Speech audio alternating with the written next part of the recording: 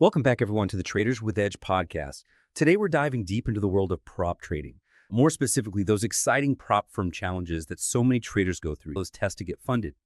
We're listing a really fascinating piece today called I Failed 7 Prop Firm Challenges Before Discovering This Method.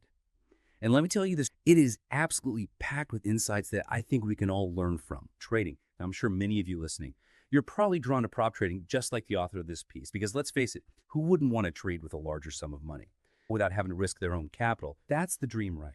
And that's actually exactly where Traders with Edge comes in. We provide funding up to $500,000 for traders who can really demonstrate their skills by successfully completing our challenge.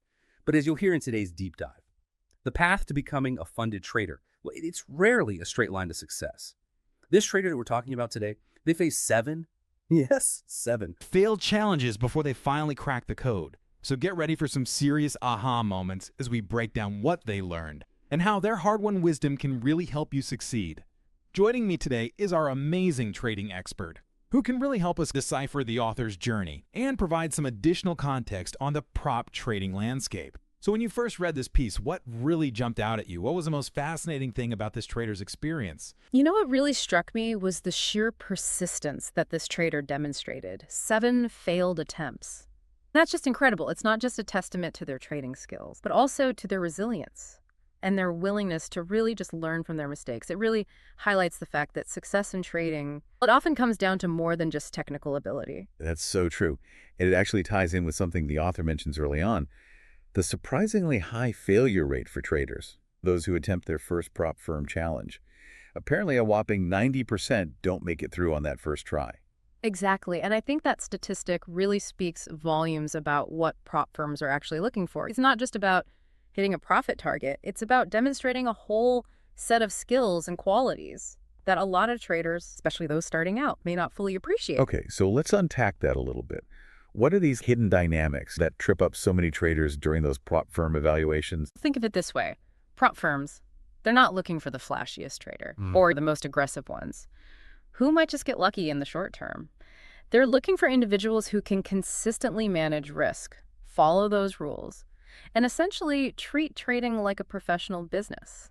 So it's not just about making money. It's about proving you can handle the responsibility of trading with significant capital, like what Traders with Edge emphasizes with its challenge. Precisely. It's about demonstrating a level of professionalism and discipline and risk awareness.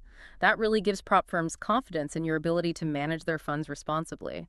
And that's often where many traders, especially those new to the world of prop trading, they fall short. That makes a lot of sense. And looking at the author's initial 6 failures, it seems like they were a textbook example of what not to do right. Aggressive trades, rigid strategies, emotional decision-making, all the classic pitfalls all rolled into one. Exactly. And each failure, even though it was painful at the time, actually exposed a different weakness in their approach. It was like they were going through a trial by fire, learning valuable lessons each step of the way. Can you give our listeners a specific example? What was one of the most striking pitfalls highlighted in the source material? In one of their attempts, they completely disregarded their risk management plan and blew through their maximum drawdown in just 3 days. It was a classic case of overconfidence and not respecting the importance of protecting capital. Ouch, that's gotta hurt. But as they say, sometimes you have to hit rock bottom to really learn the lesson. And it sounds like that's exactly what happened with this trader. After 6 failed attempts, they finally had a major mindset shift. Absolutely. And this is where the story gets really interesting. They stopped viewing the prop firm challenge as like a test of their trading genius and started treating it more like a professional job application. So it's not just about being a good trader. It's about proving you have the qualities of a successful business person. Exactly. It's about showcasing your consistency, your discipline, and your deep understanding of risk management, all the qualities that a prop firm would look for in someone they're entrusting with a large sum of money. So how did this mindset shift translate into actual changes in their approach? Did they magically discover some secret trading formula? Not at all. In fact, what's remarkable is that their success wasn't tied to any specific trading strategy. Instead, they focused on 3 core principles: risk-first decision-making, unwavering system adherence, and meticulous performance documentation. Okay, I'm intrigued. Let's break those down one by one. What does risk-first decision-making actually look like in the real world of trading? It means that before you even consider the potential profit of a trade, you first evaluate the potential risk. You ask yourself, what's the worst case scenario here? Can I handle it? Does it align with my overall risk tolerance? It's about protecting your capital as the top priority, not chasing those big wins. So it's about making calculated, unemotional decisions that minimize the potential for catastrophic losses. Exactly. And that discipline is foundational to this trader's success, and frankly, to any successful trader's journey. Okay, that makes sense. Now, what about this system adherence principle? Does that mean you have to stick rigidly to a predetermined set of rules, no matter what the market throws at you? It's not about blindly following a rigid system. It's more about treating your trading rules and guidelines, like non-negotiable business parameters. Imagine you're running a company. You wouldn't suddenly deviate from your core operational procedures on a whim, right? Trading should be approached with that same level of discipline. So it's about having clear rules and the mental fortitude to stick to them, even when those emotions are running high. Precisely. And this is where the third principle comes in: meticulous performance documentation. All right, tell me more about that. How does keeping detailed records contribute to trading success? It's all about feedback and continuous improvement. By tracking everything, your pre-market analysis, your entry and exit points, even your emotional state during trades, you gain invaluable insights into your strengths and weaknesses. You can identify patterns, spot areas for improvement, and ultimately refine your trading approach over time. So it's not just about recording your wins and losses. It's about understanding why those wins and losses happen. Exactly. It's like having a personal trading journal that helps you learn from both your successes and your mistakes. This is all really fascinating stuff. It sounds like this trader went through a serious transformation. But I'm curious, how did they actually put these principles into action? Did they develop some sort of structured system or framework to guide their trading? Oh, they absolutely did. In fact, they developed a really comprehensive framework, complete with a morning preparation ritual, a robust risk management system, and a really detailed performance documentation process. Okay, I'm all ears. Let's dive into each of those. Starting with this morning ritual, what exactly did that involve? The author dedicated a solid 30 minutes each morning to really getting into the right mindset and setting themselves up for success.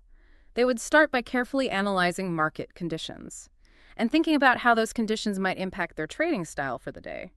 Then they would calculate their risk tolerance based on their recent performance, like checking their emotional temperature before stepping into the trading arena.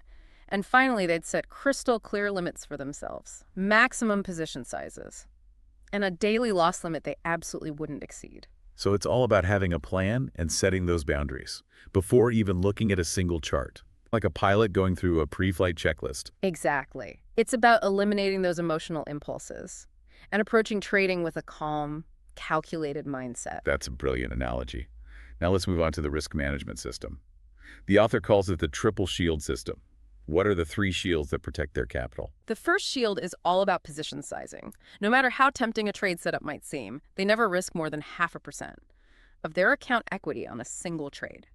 This ensures that they have enough capital to withstand a series of losses without jeopardizing their entire account. So even if they're super confident in a trade, they're still only risking a small fraction of their capital. Exactly. It's all about managing the downside and playing the long game. The second shield focuses on their daily exposure. They limit their total exposure across all open positions to just 2% of their account. This prevents them from exceeding the prop firm's drawdown limit, even on a really bad trading day. It sounds like they're really building in those safety nets to protect themselves from those inevitable losing streaks that every trader experiences. What about the third shield? This one's called time-based risk adjustment. As they get closer to their profit target for the day, they actually reduce their risk per trade. So once they've achieved 50% of their target, their risk per trade drops by 25%. And when they hit 75% of their goal, they slash their risk per trade by a whopping 50%. Wow, that's a really interesting strategy. It's like they're saying, okay, I'm close to winning. Now it's time to play it safe and lock in those profits. Exactly. It's about preventing those heartbreaking scenarios where a late-stage loss wipes out all their hard-won gains. I love it. It's such a simple yet powerful concept. But before we move on, there's one more element of their framework that I want to touch on.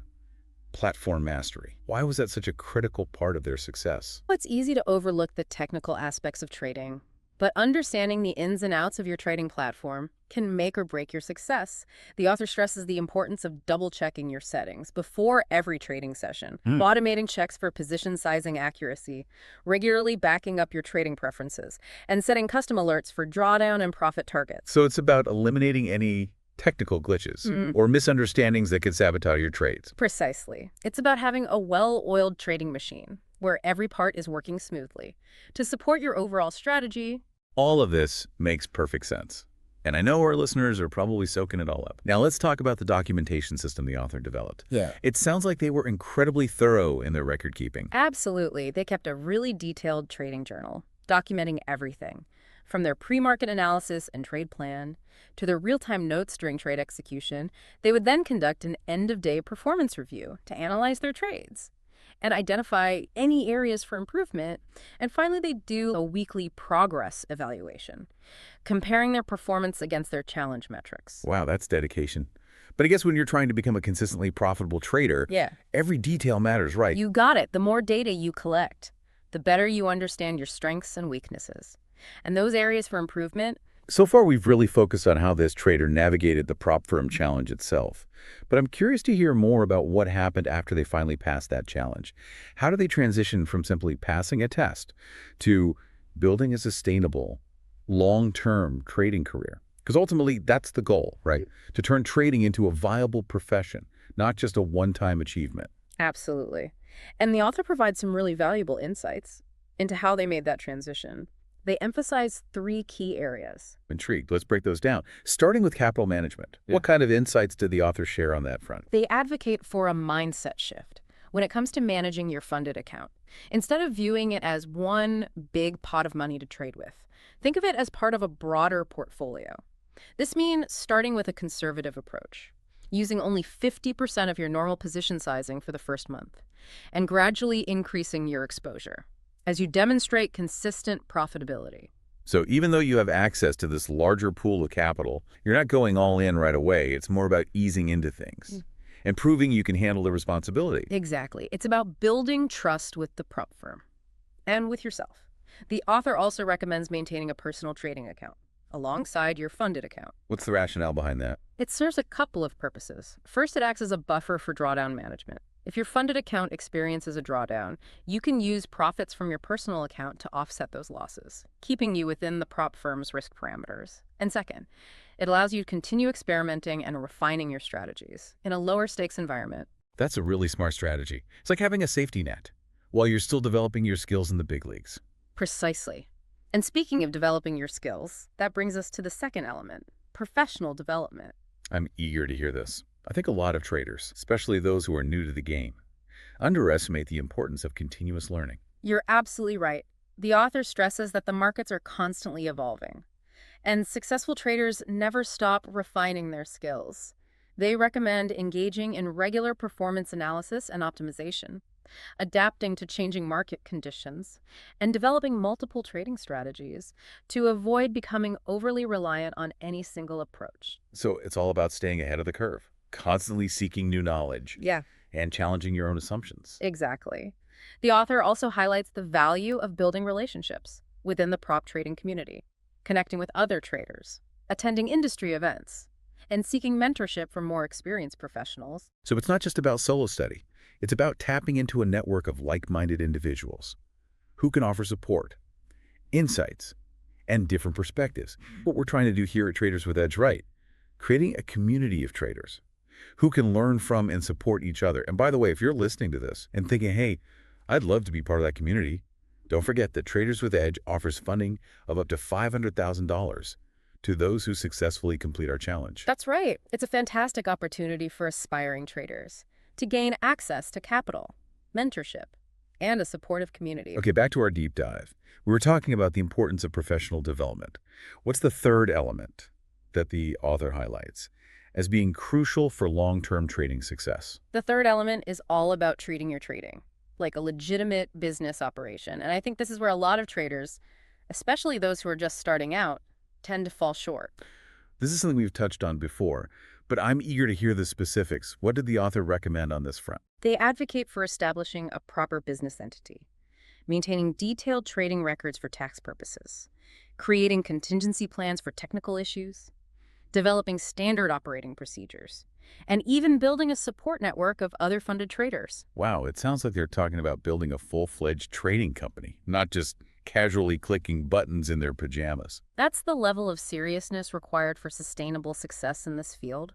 It's about approaching your trading with the same level of professionalism and organization that you would bring to any other business venture. All of this is incredibly valuable advice, but I'm sure our listeners are wondering, how do you actually put all of this into practice? Did the author provide any concrete steps or frameworks to help traders make this transition from challenge passer to professional trader? They absolutely did. They laid out a really detailed scaling strategy, starting with a focus on consistency over profits in the first few months, then gradually expanding into additional funded accounts and diversifying strategies. As your track record and confidence grow, It's like a roadmap for building a trading empire, starting with a solid foundation, proving yourself, and then expanding strategically. But let's not forget the foundation of it all, risk management. I know our listeners are eager to hear more about the author's triple-layer protection system. What can you tell us about that? this system is the bedrock of their entire approach, and it's definitely worth a closer look. It consists of 3 layers: capital preservation, a really sophisticated position management matrix, and a set of advanced trading strategies tailored for prop firm challenges. Okay, let's break down each of those layers. Starting with capital preservation, what are the key elements here? They have some really clear non-negotiable rules. When it comes to managing risk on a daily basis, they set a maximum daily loss limit of 3% of their account equity, meaning they'll stop trading for the day if they hit that limit. They cap their risk on any individual trade at 0.5% to ensure that no single trade can wipe out a significant portion of their capital. They never exceed a total open exposure of 2%, meaning the combined risk of all their active trades can never exceed that percentage of their account. And finally, they maintain a drawdown buffer of 30%, staying well clear of the prop firm's drawdown limit. It sounds like they're really building in multiple layers of protection to safeguard their capital. But I'm curious, how do those rules translate into actual trading decisions? Can you give us a real-world example to illustrate how this works? Absolutely. Let's say you have a $100,000 funded account with a 3% daily loss limit. Your maximum daily risk would be $3,000. But to be extra cautious, the author actually aims for half that, so $1,500. And remember, they never risk more than 0.5% of their account on a single trade, which in this case would be $500. This allows them to take multiple positions without putting their entire account at risk. That's a great way to visualize it. It really highlights the importance of thinking in percentages rather than dollar amounts. Okay, let's move on to the second layer, the position management matrix. What's that all about? This is where things get really strategic. The author breaks down their position management approach into 3 phases: entry, active management, and exit. Each phase has specific rules and protocols that guide their decision-making and help them mitigate risk. Can you give us a glimpse into what those rules and protocols look like? Sure. In the entry phase, they emphasize several key things. First, they meticulously calculate their initial position size based on their current account metrics and risk tolerance. Second, they have clear scaling rules for adding to winning positions, meaning they'll gradually increase their position size as a trade moves in their favor. Third, they define clear invalidation levels for each trade, essentially setting a point at which they'll exit the trade if it moves against them. And finally, they have maximum correlation rules between positions to prevent themselves from becoming overexposed to any single market factor. So it's all about having a plan for every scenario before even entering a trade. Exactly. It's about taking the emotion out of the equation and making decisions based on a predetermined set of rules. Now in the active management phase, they focus on things like break-even protocols, meaning they'll move their stop-loss order to their entry price. Once the trade reaches a certain profit threshold, they'll also adjust their trailing stops based on market volatility, widen their stops during periods of high volatility, and tighten them during periods of low volatility. They also have partial profit-taking rules, meaning they'll lock in a portion of their profits at certain predefined levels. And finally, they set maximum hold times for different setups to avoid getting stuck and losing positions for too long. It's fascinating to see how much thought and planning goes into every aspect of their trading process. It's not just about finding good trades. It's about managing those trades effectively. From start to finish, what about the exit phase? What are the key considerations there? The author has some really clear-cut rules for exiting trades. First, they have time-based exit rules for non-performing trades. This prevents them from falling into the trap of hoping a losing trade will eventually turn around, which can be a recipe for disaster. Second, they use volatility-based stop adjustments, widening their stops when volatility increases, and tightening them when volatility decreases. This ensures that they're not getting stopped out of trades prematurely due to normal market fluctuations. And finally, they have a well-defined profit target calculation matrix, which helps them determine their profit targets based on a variety of factors, such as market conditions and their overall risk tolerance. It sounds like they have a rule for every possible scenario. But I guess that's what it takes to truly master the art of trading right. It's about having a system that you trust and then executing that system with discipline. Exactly. Now, before we move on to the third layer, advanced trading strategies, I want to emphasize that all of these rules and protocols are designed to work together seamlessly. It's not just a random collection of rules. It's a carefully constructed system where each element supports and reinforces the others. That makes sense. It's like a finely tuned engine where every part is working in sync to achieve optimal performance. Okay, I'm ready to hear about those advanced trading strategies. What specific approaches did the author find successful in the context of prop firm challenges? They focus on three core components: market structure analysis, time-based entry filters, and a really interesting volatility adjustment protocol. Okay, let's unpack those, starting with market structure analysis. What's that all about? Instead of relying solely on technical indicators, the author prioritizes understanding the underlying structure of the market. They'll look for key support and resistance levels, identify shifts in market structure, analyze volume profiles to understand where trading activity is concentrated, and even observe institutional order flow patterns to anticipate larger market moves. So it's about seeing the bigger picture, not just focusing on isolated signals or patterns on a chart. Exactly. It's about understanding the forces driving price movement and aligning your trades with those. Now, time-based entry filters are another key element of their approach. The author's research showed that specific market sessions tend to produce more favorable trading conditions, with lower spreads and more stable volatility. Interesting. Which sessions did they highlight? They found the European session, specifically the period between 8.00 and 11.000 GMT, to have the highest success rate. This is when major market participants from Europe and Asia are active, leading to more liquidity and more predictable price movements. So even if you have a great trading strategy, entering at the wrong time can significantly impact your results. Absolutely. Timing is everything in trading. And the author also advises being more selective during the U.S. session, specifically the window between 13.3 and 16.3 GMT. This is when the U.S. markets overlap with the European markets, creating a lot of volatility and potentially unpredictable price swings. And finally, they always exercise caution around high-impact news events, which can inject even more volatility into the market. This is all really valuable information, but I'm curious. With all this focus on market structure analysis and time-based entry filters, how does the author actually apply these insights? To identify high-probability trading setups, do they have any specific criteria that they look for? They absolutely do. They look for setups that meet a few key criteria. First, they want to see a minimum 1.3 risk-reward ratio, meaning the potential profit of the trade is at least 3 times greater than the potential loss. Second, they want the trade to be aligned with the daily market structure, confirming that the trade is in harmony with the broader market direction. Third, they look for clear validation and invalidation levels, which define their entry and exit points for the trade.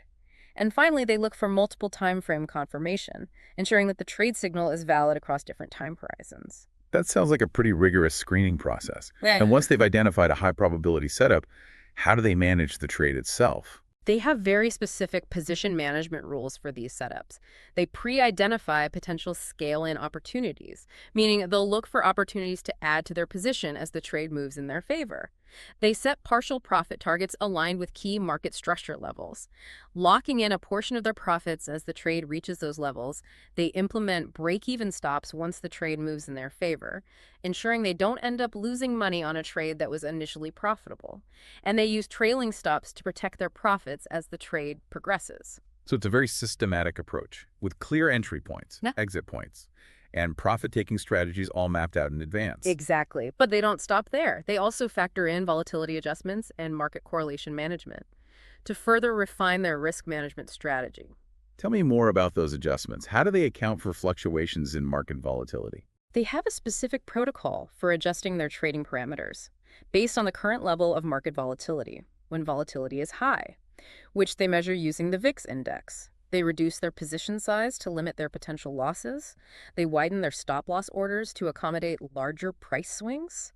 recognizing that volatile markets can experience more significant price fluctuations, and they reduce their overall exposure, especially around major news events that could inject further volatility into the market. That's a really smart way to manage risk. It's all about adapting to the current market environment and not letting emotions dictate your decisions.